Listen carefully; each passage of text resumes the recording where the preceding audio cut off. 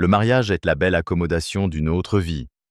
Tu fais de la place pour quelqu'un dans ta vie, quelqu'un qui est différent de toi. Et ça, c'est un défi magnifique. Tu accueilles une personne qui ne pense pas comme toi, qui n'agit pas comme toi, qui ne réagit pas comme toi, et tu dois l'accommoder pour le reste de ta vie. C'est ça le mariage. Et la seule manière de survivre à ça, c'est la connaissance. L'amour couvre une multitude de péchés. Je me suis souvent demandé ce que ça voulait dire. Mais essaie de vivre avec quelqu'un et tu comprendras. Tu as besoin de beaucoup d'amour pour couvrir beaucoup de fautes.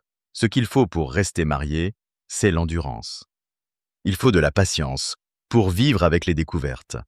Il faut s'ajuster pour accepter les surprises. Parfois, tu te sens trahi. Mais en fait, tu n'as pas été trahi. Tu as juste oublié de poser les bonnes questions avant de te marier.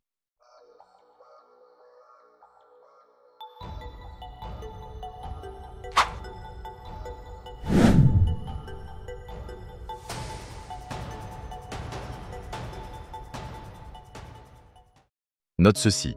Le mariage, ce n'est pas simplement l'union de deux personnes. C'est le choc de deux cultures, de deux expériences, deux mémoires, deux habitudes, deux standards moraux et deux systèmes de valeurs. Et ça, c'est une formule pour la destruction. C'est ce que c'est. Parfois, des gens disent « Je ne trouve personne à l'église à épouser, alors je vais chercher quelqu'un ailleurs. » Écoute-moi bien. Je sais que parfois, c'est difficile de trouver quelqu'un qui t'intéresse. Je comprends ça. Mais le problème, c'est que peu importe où tu trouves cette personne, ce que tu obtiens, c'est tout ce qui vient avec. Et je préfère trouver quelqu'un qui a eu la même exposition que moi, qui a reçu les mêmes connaissances que moi.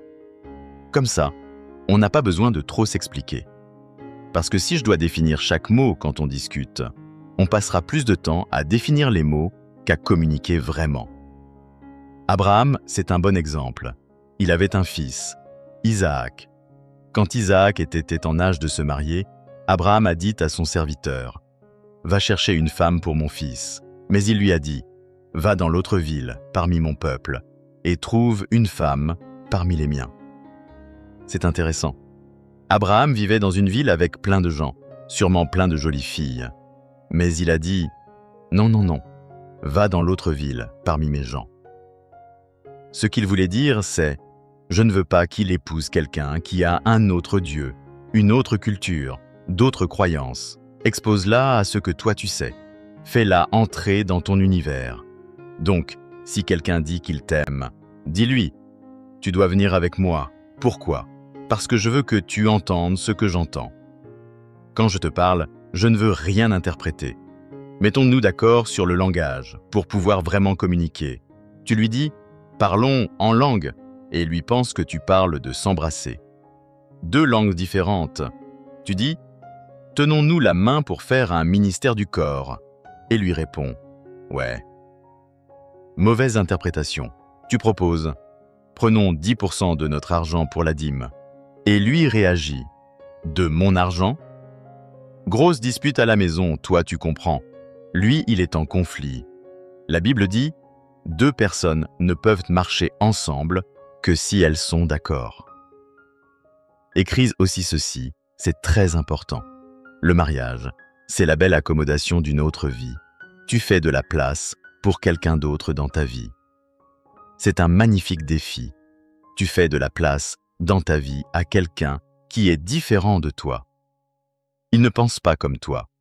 Il ne te ressemble pas. Il n'agit pas comme toi.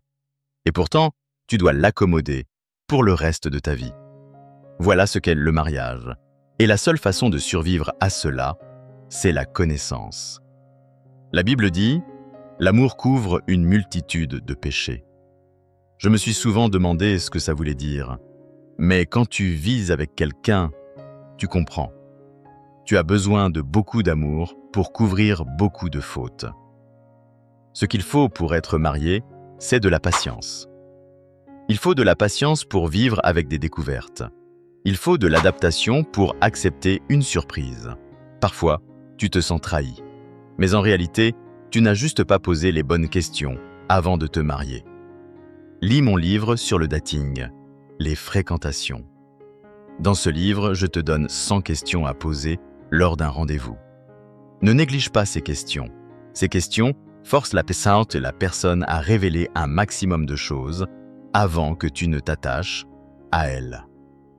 Peut-être qu'à la question numéro 52, tu vas dire « Oublie, je ne veux pas travailler avec ça ».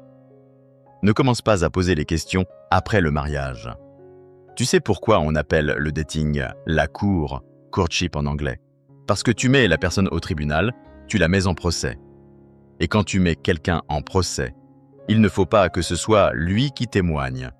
Tu dois appeler d'autres témoins pour parler à sa place, pour voir si ce qu'il dit est vrai. Parce que celui qui est accusé va toujours mentir. Tu es quelqu'un de bien? Oui, je suis quelqu'un de bien. Très bien. Alors je vais demander à ta mère. Non, ne demande pas à ma mère. Mais justement, ta mère est un meilleur témoin. Le tribunal, c'est le lieu où tu testes la personne.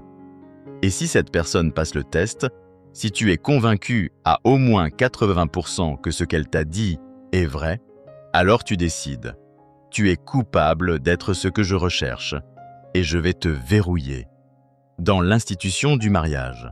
Oui, je peux vivre avec toi en prison pour toujours. C'est ça que ça veut dire.